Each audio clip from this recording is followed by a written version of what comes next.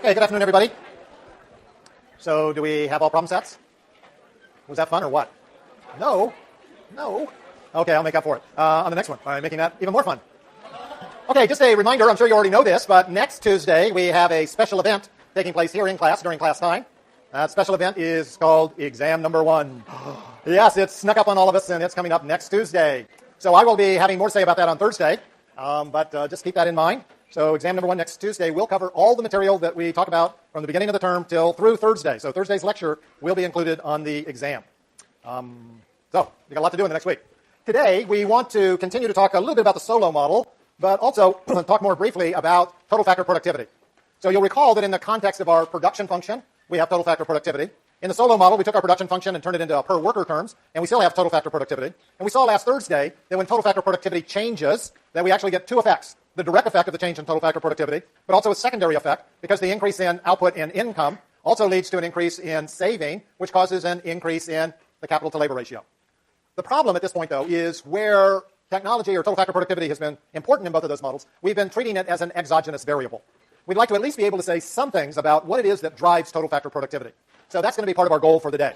What is it that causes total factor productivity to change over time? And are there government policies that could be adopted that would help total factor productivity to change more quickly? Now, before we go there, though, we want to think about what causes economic growth to change over time. So remember, in our solo model, what we talked about was what is the average annual growth rate of the economy over a long period of time. But we also saw, because there could be a variety of things changing, right, saving rates, labor force growth rates, total factor productivity, that the steady state could change. So we want to think then, if what is it that changes that causes economies to grow either faster during some time periods than others, or more slowly during some time periods relative to others, or how do we help to explain wildly different growth rates between countries? So that's where this notion of the sources of economic growth comes from. What is it that is driving economic growth? Now, we can start this by going back to our production function.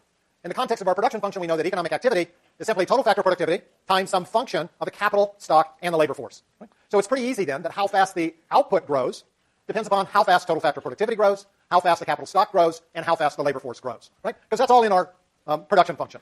We can actually take that production function and turn it into growth rate terms by looking at the following. We have economic output, the growth rate of economic output, G sub y, is equal to the growth rate of total factor productivity, G sub a, plus the growth rate of the capital stock, G sub k, times alpha sub k, which we call the output elasticity with respect to capital. And then it's also plus the labor force growth rate, G of L, times alpha sub L, the output elasticity with respect to labor. Now, when we talk about output elasticities, we need to remember exactly what that means. An output elasticity simply tells you, for a 1% change in the labor force, or in the capital stock, what percentage change do we get in economic output? Now, one of the things to keep in mind with our production function, we saw we had diminishing marginal product of capital. So we know then that a 1% change in the capital stock will increase economic output, but increase it by less than 1%. How much less? Depends upon the output elasticity of capital.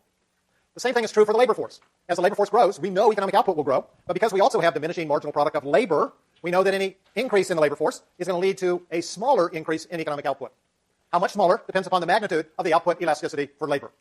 In a typical Cobb-Douglas production function for the United States, we had exponents of 0.3 for capital and 0.7 for labor. Those exponents are also the output elasticities. So 0.3 for the United States is roughly the output elasticity for capital. 0.7 is roughly the output elasticity for labor. Also tells you about the marginal products. Right? So this formula, by taking our production function and putting it into growth rate terms, tells us something called the growth accounting formula. So notice now, we've got economic output. If we want to see what it is that's causing the growth rate of economic output, all we need to do is look on the right-hand side. Well, how do we actually calculate that? Well, notice that of these four variables in our production function or our growth accounting formula, 3 of them are directly measurable. We can measure economic output with real GDP, so consequently we can also calculate its growth rate. We can measure the labor force, employment, and so we can also calculate its growth rate. We can measure the capital stock, right, physical assets that we have, and if we can measure it, we can calculate its growth rate. From that information, we can also calculate the output elasticities of capital and labor. Find out how much capital is changing and what the effect that has on economic output. Look at the changes in labor force and see what effect that has on economic output. Right? So most of the variables in the equation, growth accounting formula, we can actually measure. What we cannot measure, however, is total factor productivity. So total factor productivity, then, has to be calculated from the other information. So we can take overall economic output, divide it by whatever our function of capital and labor are, which, by the way, includes our output elasticities, and that then gives us a measure of total factor productivity. Because this is measured from the other data, it is essentially a residual. It's what's left over after we measure everything else. And because Robert Solow, of the Solow growth model, was the first person to actually make this calculation, this is sometimes referred to as the Solow residual. So whether we call it the solo residual or total factor productivity doesn't really matter because we use those terms interchangeably. I, however, will use total factor productivity. This chart shows us the sources of growth for the United States in 3 different time periods. Here's 1948 to 1973, 1974 to 1995, and 1996 to 2011.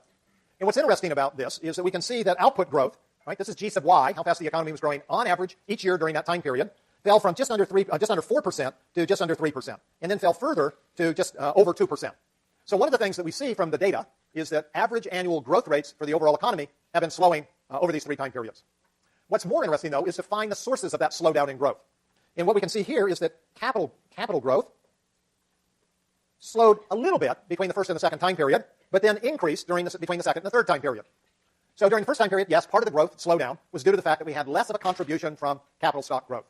But none of the slowdown between the second and the third period was due to slower growth in the capital stock, because in fact the capital stock grew faster, made a larger contribution.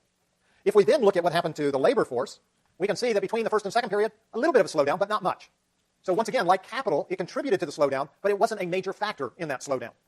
We can see, however, that labor force growth slowed sharply between the second and the third period. So at least a portion of the slowdown between the 74-95 period and the 96-11 period was in fact due to the retirement of baby boom workers. Now finally, look at what's happening to productivity growth. What we see is a very sharp slowdown in relative terms between the first and the second time period. It was clearly, in that first time period, clearly growing faster than either capital or labor growth, and in the second period it was clearly growing more slowly than either capital or labor growth. So it appears then, just from this very casual observation, that the slowdown in total factor productivity was the main contributor to the slowdown in overall economic activity. When we look at the difference between the second and the third time period, we see that total factor productivity slowed some more.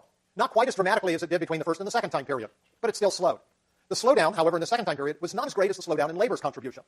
So at least between the middle and the final time period, it looks like labor was the biggest contributor to the slowdown. Total factor productivity also, however, made a significant contribution. Now, if we were to do this analysis across a lot of time periods, much longer than this, or along a wide variety of countries to see what happens, what we would find is that most of the variation in growth, slowdowns and accelerations, is due primarily to changes in total factor productivity. Most of the time, our changes in the capital stock, the contribution that comes from the capital stock, change relatively slowly over time. In most instances, changes in the labor force are also relatively slow, changing over time. But total factor productivity can actually see some fairly substantial swings. So that's really important. When we think about our sources of growth, what we're really saying is what's happening over long periods of time is primarily changes in total factor productivity. Now think about what that means. In our production function from the growth accounting formula, we've already seen that total factor productivity is the most important factor. The output elasticity with respect to total factor productivity is 1. With respect to capital or with respect to labor, it's less than 1. In other words, while we have diminishing marginal product of capital and a diminishing marginal product of labor, there is no diminishing marginal product of total factor productivity. So if you increase total factor productivity by 1%, output will also grow by 1%. Remember, we made that argument earlier by suggesting that total factor productivity is about ideas, it's about recipes, it's about knowledge. And those are the types of things that there is no diminishing returns to. You have another great idea, you got another great amount of output. So more ideas is going to lead to greater output. Doesn't matter how many ideas you already have. Now, we also saw last week that total factor productivity is really important in the solo model, right? Because we saw, as I mentioned earlier, the changes in total factor productivity give us both a direct effect as well as an indirect effect. And therefore, bigger changes occur in income per worker when total factor productivity changes than when we get equivalent changes, equivalent meaning to the same steady state point, from either changes in the saving rate or changes in the labor force growth rate. Now, of course, that's great. The problem is we've always treated total factor productivity as an exogenous variable. So up to this point, we've always said things like, well, total factor productivity will change when we say it changes. We don't have any sort of underlying strength or ideas or concepts to say this is what helps to bring total factor productivity about, or how changes in these kinds of things can affect total factor productivity. That's what we need to look at today. Now, when we look at this, we need to think about this in 2 different ways, because we have, broadly speaking, 2 different sets of countries or economies that we want to apply this concept of total factor productivity to. So one set of countries, which we will think of as the developed world, right? The United States, Canada, Western Europe, Japan, Australia, very high-income countries. Okay? So that'll be one set of countries that we'll think about. The other set of countries will be relatively low-income, but hopefully developing countries, or maybe not so developing, right? The Haitis, the Nigerias, the Kenyas that we looked at in the chart last week. But also those countries where we're growing, but the level of income per worker is still much below what it is in the developed countries. Right? So we want to think about both of those sets of countries. Now, the things that matter for a developed country also matter for a developing country, and vice versa. It's just as we'll see, developing countries have factors that have already largely been adopted by developed countries. So while we think about what the developed countries are doing impacting the developing countries, the reverse is not always the same.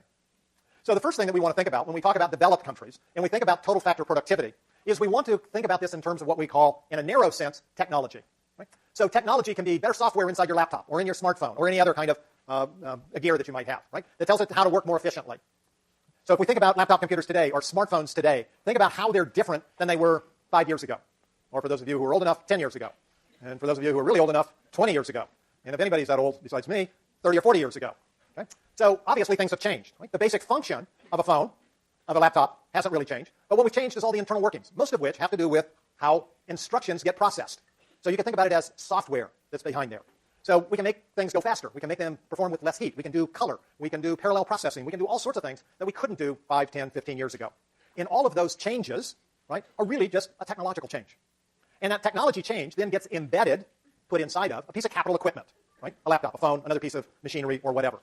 So this then tells us that all of these pieces of capital equipment get better and better, not because the piece of hardware is all that much better, but the operating instructions inside of it have gotten better and better. That's what we mean by technology in this narrow sense. Okay?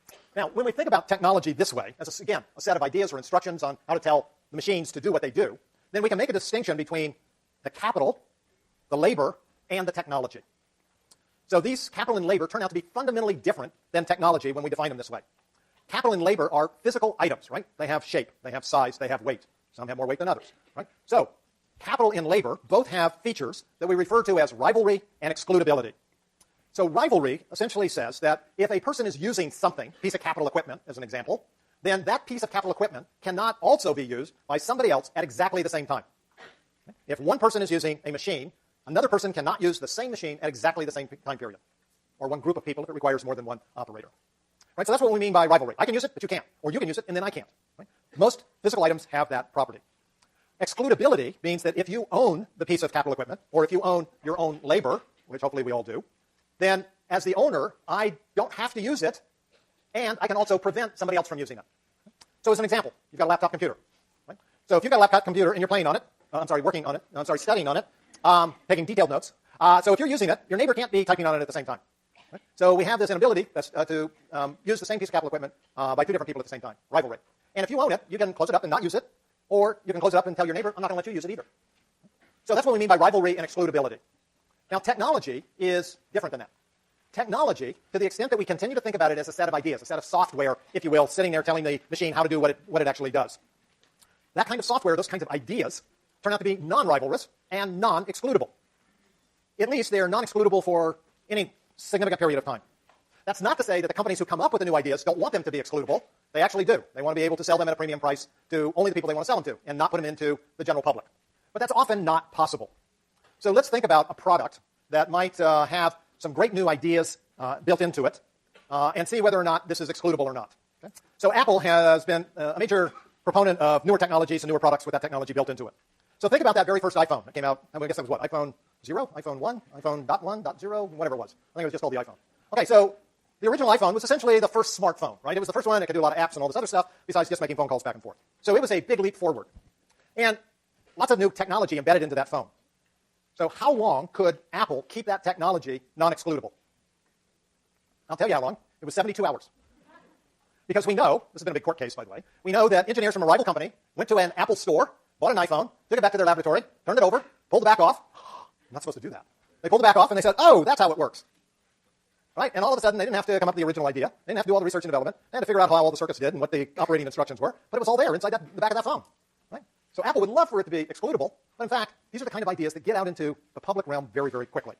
So not only could Apple not keep this as an excludable item, once the software was known by others, the ideas behind software, are easily replicable, right? And really, really cheap to do so. So it also turned out that those ideas were also non-rivalrous. So technology then is very, very different when we think about technology, again, as ideas, as knowledge, as software, as operating